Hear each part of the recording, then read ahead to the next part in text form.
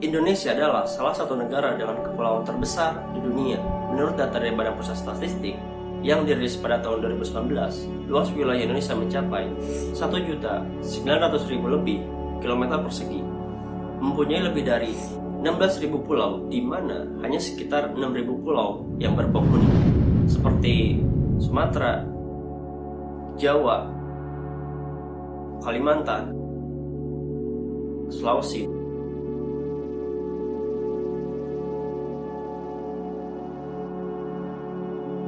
dan Papua.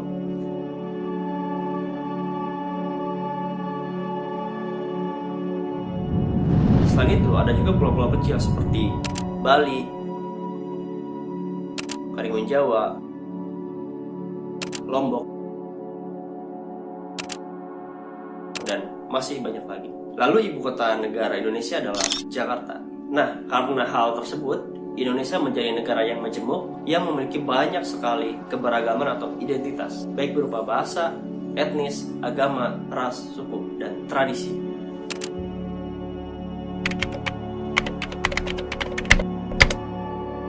Suku bangsa, Indonesia memiliki keanekaragaman suku yang tersebar dari Sabang sampai Merauke, seperti suku Dayak, suku Jawa, suku Minahasa, dan masih banyak lagi.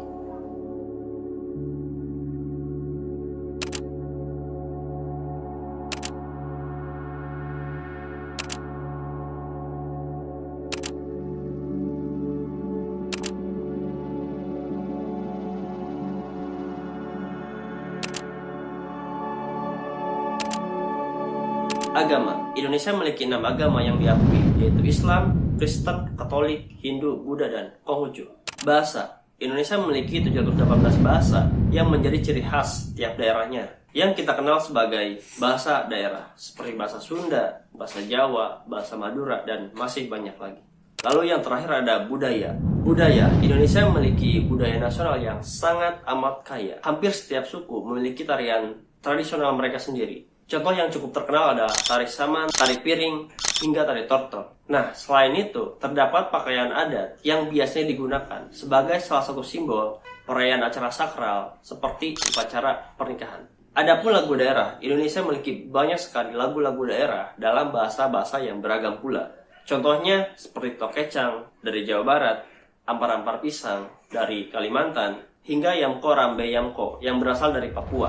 Nah, dari hal ini dapat kita ketahui bahwa Indonesia memiliki banyak sekali keanekaragaman masyarakat dan kebudayaan. Hal itu menunjukkan bahwa Indonesia sangat amat kaya akan sumber daya alam dan sumber daya manusianya.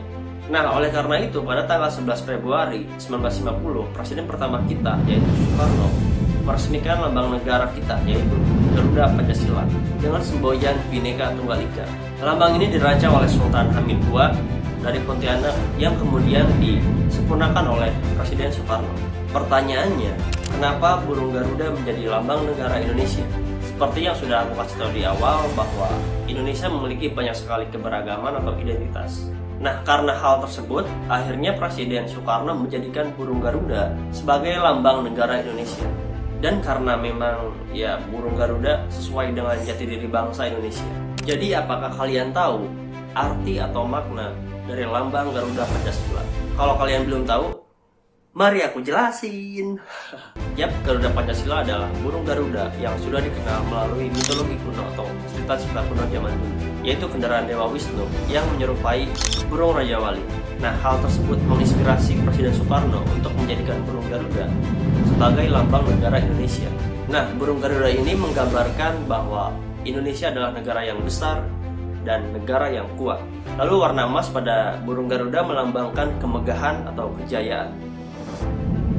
Selain itu, 17 helai bulu pada masing-masing sayap itu menandakan tanggal kemerdekaan Indonesia. 8 helai bulu pada ekor itu menandakan bulan kemerdekaan Indonesia, yaitu Agustus. 19 helai bulu di bawah perisai atau pada pangkal ekor itu menggambarkan angka pertama dan kedua tahun kemerdekaan Indonesia. 45 helai bulu di leher itu menandakan angka terakhir dari tahun kemerdekaan Indonesia. Lalu ada pita yang bertuliskan Bhinneka Tunggal Ika, yang berarti berbeda tapi tetap satu. Jadi jumlah bulu pada Garuda Pancasila melambangkan Hari Proklamasi Kemerdekaan Indonesia. yaitu pada tanggal 17 Agustus 1945. Lalu perisai. Perisai adalah tameng yang merupakan bagian dari senjata yang melambangkan pertahanan, perlindungan, dan perjuangan. Pada perisai terdapat 5 sila yang masing-masing memiliki arti atau makna di dalamnya. 1. Bintang melambangkan sila pertama, yaitu ketuhanan yang Maha Esa. Indonesia memiliki ragam kepercayaan yang dianut, tetapi kita tetap satu, saling toleransi, menghargai, dan menghormati. Itu adalah berkat dari sila pertama. 2. Rantai menggambarkan sila kedua, yaitu kemanusiaan yang adil dan beradab. Di sekitar kita pasti banyak yang saling tolong-menolong tanpa memandang bulu. Itu adalah berkat dari sila kedua. 3. Pohon beringin menyimbolkan persatuan Indonesia. Berkat sila ketiga, kita jauh dari konflik atau perpecahan. Bayangkan, jika tidak ada sila ketiga, mungkin konflik sudah terjadi di mana-mana.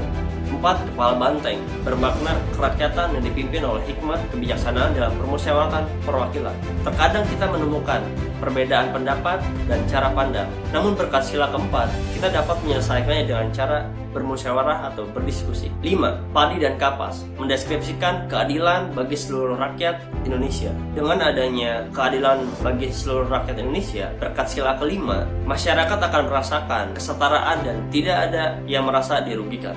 Jadi, terima kasih Pancasila.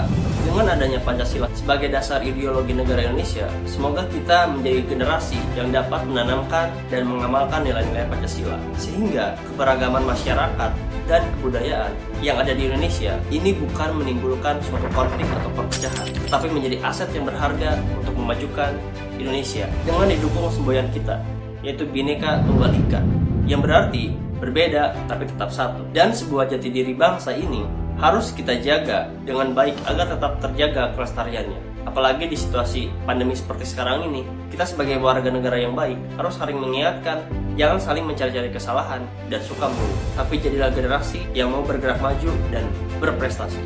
Presiden pertama kita, yaitu Insinyur Soekarno, pernah berkata, "Berikan aku 1000 orang tua, niscaya akan kucabut Semeru dari akarnya. Berikan aku 10 pemuda, niscaya akan kuguncangkan dunia."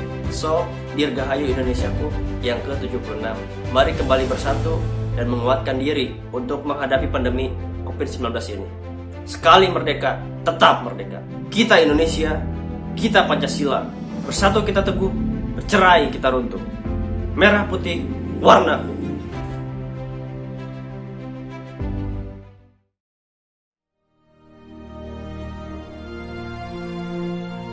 Proklamasi. Kami, bangsa Indonesia, dengan ini menyatakan kemerdekaan Indonesia. Hal-hal yang mengenai pemindahan kekuasaan dan lain-lain diselenggarakan dengan cara saksama dan dalam tempo yang sesingkat-singkatnya. Jakarta, 17 Agustus 1945, atas nama bangsa Indonesia, Soekarno, Hatta.